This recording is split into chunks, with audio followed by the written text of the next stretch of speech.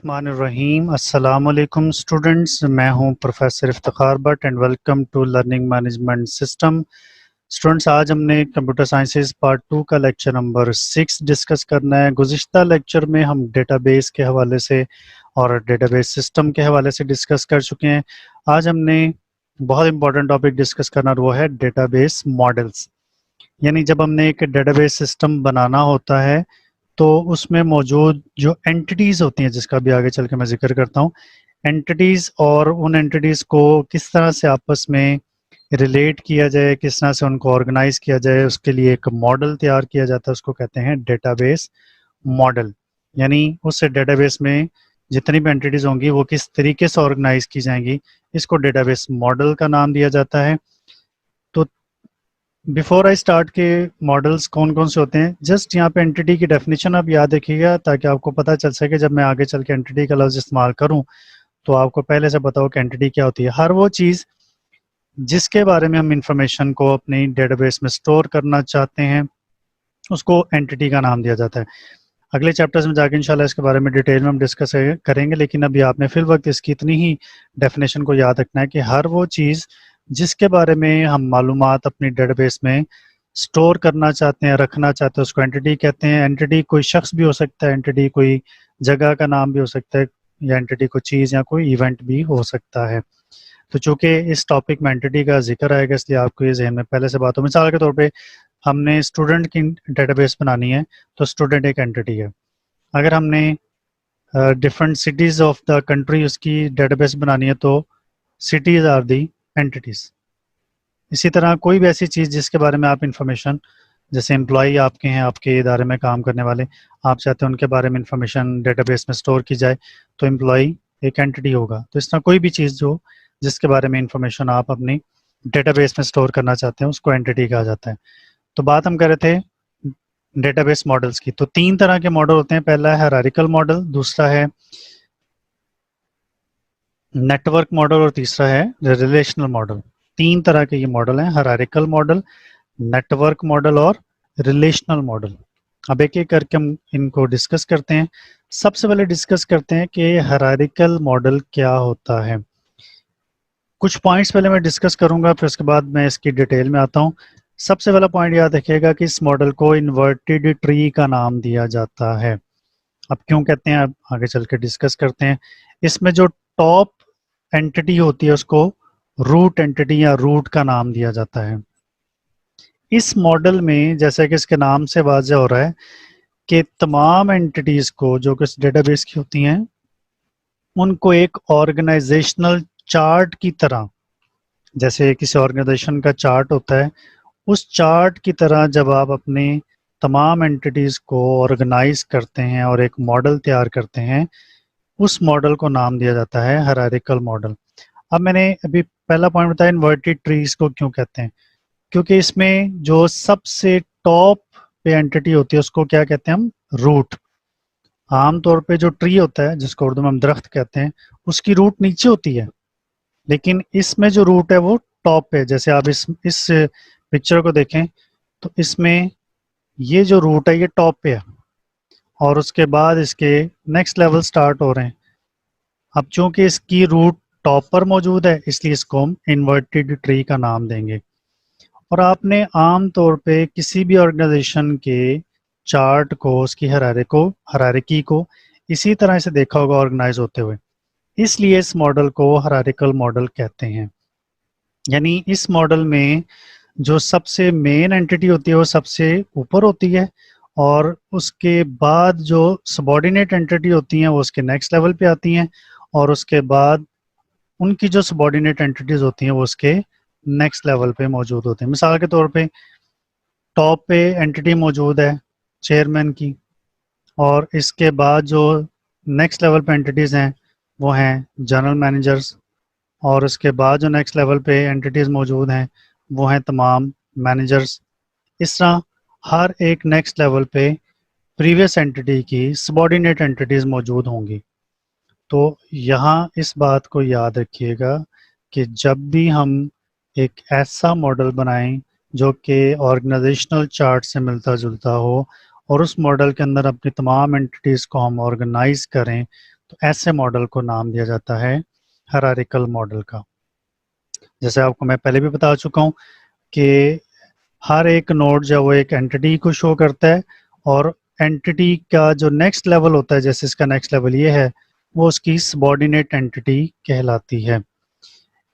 और अगर आप इसको ज़रा गौर से देखें तो ये तमाम एंटिटीज़ पेरेंट चाइल्ड रिलेशनशिप को शो कर रही होती हैं। यानी अगर मैं ये कहूँ कि ये एंटिटी पेरेंट एंटिटी है और ये दोनों एंटिटीज़ इसकी चाइल्ड एंटिटीज़ हैं, इसी तरह ये एंटिटी पेरेंट एंटिटी है और ये तमाम एंटिटीज़ इसकी चाइल्ड एंटिटीज़ हैं। तो इसका मतलब है कि इस मॉडल में तमाम एंटिटीज़ पेरेंट चाइल्ड रिलेशनशिप को शो कर रही होती हैं। इस मॉडल में एक चीज़ आप ज़रूर ज़हन में रखिएगा कि एंटिटीज़ को इस तरह से ऑर्गेनाइज करना है कि हर एंटिटी की एक पेरेंट एंटिटी हो, चाहे उस पेरेंट एंटिटी की चाइल्ड एंटिटीज़ एक से ज़्यादा हों, लेकिन हर चाइल्ड एंटिटी की या चिल्ड्रन एंटिटीज़ की सिर्फ एक ही पेरेंट एंटिटी होनी चाहिए। तो तब ही ये हायरार्किकल मॉडल सही तरीके से बनता है। यानी पेरेंट एंटिटी एक होनी चाहिए और उसकी एक से ज़्यादा चाइल्ड एंटिटीज़ हों, कोई फ़र्क नहीं पड़ता, लेकिन चाइल्ड एंटिटी की एक से ज़्यादा पेरेंट एंटिटीज़ नहीं होनी चाहिए। इस मॉडल का ड्रॉबैक ये होता है कि हम इसमें मैक्सिमम रिलेशनशिप नहीं बना सकते। मसलन देखें, इसका रिलेशनशिप इससे तो बन गया है, इनका रिलेशनशिप इस एंटिटी के साथ तो है, लेकिन इसका रिलेशनशिप इसके साथ हम यहाँ पे नहीं बना सकते, क्योंकि चाइल्ड एंटिटी की एक से ज़्यादा पेरेंट एंटिटीज नहीं हो सकती। ये इस हायरार्किकल मॉडल का सबसे बड़ा ड्रॉबैक होता है कि इसमें हम मैक्सिमम रिलेशनशिप नहीं बना सकते। इस प्रॉब्लम को ओवरकम करने के लिए नेक्स्ट मॉडल को इंट्रोड्यूस करवाया गया और उसका नाम है नेटवर्क मॉडल। ये नेटवर्क मॉडल बिल्कुल वैसे ही जैसे कंप्यूटर आपस में नेटवर्क किए जाते हैं और हर कंप्यूटर दूसरे कंप्यूटर से कनेक्ट होता है ताकि इंफॉर्मेशन शेयर कर सके, तो बिल्कुल इसी तरह से इस नेटवर्क मॉडल को डेवलप किया गया। हायरार्किकल मॉडल की जो प्रॉब्लम थी उसको ख़त्म करने के लिए कि जो उसमें हम मैक्सिमम रिलेशनशिप शो नहीं कर सकते, मैक्सिमम एंटिटीज़ को आपस में लिंक नहीं कर सकते, इस मॉडल को इंट्रोड्यूस करवाया गया। It is conceived as a flexible way of representing objects and their relationship, यानी इसमें इस चीज़ को शो करने की कोशिश की गई कि ऑब्जेक्ट्स और उनके आपस में रिलेशनशिप को फ्लेक्सिबल किया जा सके, यानी मैक्सिमम रिलेशनशिप हम बना सकें। अब जैसे आप इस डायग्राम को आप देखें तो इसमें तमाम एंटिटीज़ आपस में एक दूसरे के साथ लिंक हैं। जैसे कस्टमर की एंटिटी स्टोर की एंटिटी से रिलेटेड है, सेल्समैन की एंटिटीज स्टोर की एंटिटी से रिलेटेड है, यानी बिल्कुल कंप्यूटर के नेटवर्क की तरह एक नेटवर्क बन गया। तमाम एंटिटीज एक दूसरे के साथ रिलेशनशिप में शो कर दी गई हैं। इस मॉडल में मल्टीपल पेरेंट्स भी शो हो रहे हैं और उनके चाइल्ड एंटिटीज़ भी शो हो रही हैं और तमाम एंटिटीज़ एक दूसरे के साथ डायरेक्टली रिलेटेड हैं। ये मॉडल कंपैरेटिवली स्लो भी है, कॉम्प्लेक्स भी है, और इसका सबसे बड़ा ड्रॉबैक जो आता है वो ये है, मैं ज़रा दोबारा से इस मॉडल को दिखाता हूँ। इसका सबसे बड़ा ड्रॉबैक ये आता है कि हम आपस में तमाम एंटिटीज़ का रिलेशनशिप तो शो कर देते हैं, लेकिन एक चाइल्ड एंटिटी की मल्टीपल पेरेंट एंटिटी शो हो जाती है। जैसे आप इस ऑर्डर एंटिटी को देखें तो ये एक चाइल्ड एंटिटी है और इसकी पेरेंट एंटिटी कस्टमर भी बन गई, पेरेंट एंटिटी मैनेजर भी है और पेरेंट एंटिटीज़ की सेल्समैन भी है। इस तरह से एंटिटीज़ को आपस में लिंक करने का, एंटिटीज़ को आपस में रिलेट करने का ये नुकसान होता है कि एक चाइल्ड एंटिटी के एक से ज़्यादा पेरेंट एंटिटी आ जाती हैं, जो कि इस मॉडल को और ज़्यादा कॉम्प्लेक्स बना देती हैं। तीसरा मॉडल है रिलेशनल मॉडल, और इसको बनाने का मकसद ये था कि तमाम जो प्रॉब्लम्स नेटवर्क मॉडल में या हायरार्किकल मॉडल में उसको ओवरकम किया जा सके। Doctor E.F. कोड ने इस मॉडल को सबसे पहले रिप्रेजेंट किया। अब इसके नाम से ज़रा देखें, रिलेशनल मॉडल, इसका मतलब है रिलेशन कहते हैं टेबल को, यानी डेटाबेस में अगर आप पढ़ेंगे आगे चल के तो टेबल को रिलेशन कहा जाता है। रिलेशनल मॉडल ये होता है कि आप अपनी एंटिटीज को टेबल में कन्वर्ट करें और उन तमाम टेबल्स को आपस में आप लिंक कर दें। टेबल वो होगा जो किसी एंटिटी से मुतालिक इन्फॉर्मेशन को अपने पास स्टोर करेगा। जैसे आप देखें, आपने यहाँ पे एक टेबल बना दिया एंटिटी का, दूसरा टेबल यहाँ पे बना दिया, तीसरा टेबल यहाँ पे क्रिएट कर दिया। अब इन टेबल्स को आपस में आपने एक दूसरे के साथ लिंक कर दिया। इसका बेनिफिट ये मिलेगा कि आप एक ही टेबल में रहते हुए दूसरे टेबल से इंफॉर्मेशन को इजीली एक्सेस कर सकते हैं। तो ये मॉडल चूंकि ज़्यादा कॉम्प्लेक्स नहीं है, इसमें मैं ज़्यादा से ज़्यादा जब वो आपस में रिलेशनशिप शो भी नहीं करने पड़ते। आप सिंपली एंटिटीज़ को कन्वर्ट करते हैं टेबल्स में, टेबल में इंफॉर्मेशन अपनी स्टोर करते हैं और तमाम टेबल्स को आपस में एक दूसरे के साथ लिंक करके इंफॉर्मेशन को एक्सेस कर सकते हैं। इसके डायग्राम को ज़रा देखते हैं। यहाँ पे आपको बड़े आसानी के साथ समझ में आ रहा होगा। ये हमारी एंटिटी 1 है, ये एंटिटी 2 है, एंटिटी 3 है। ये आपस में एक दूसरे के साथ लिंक है।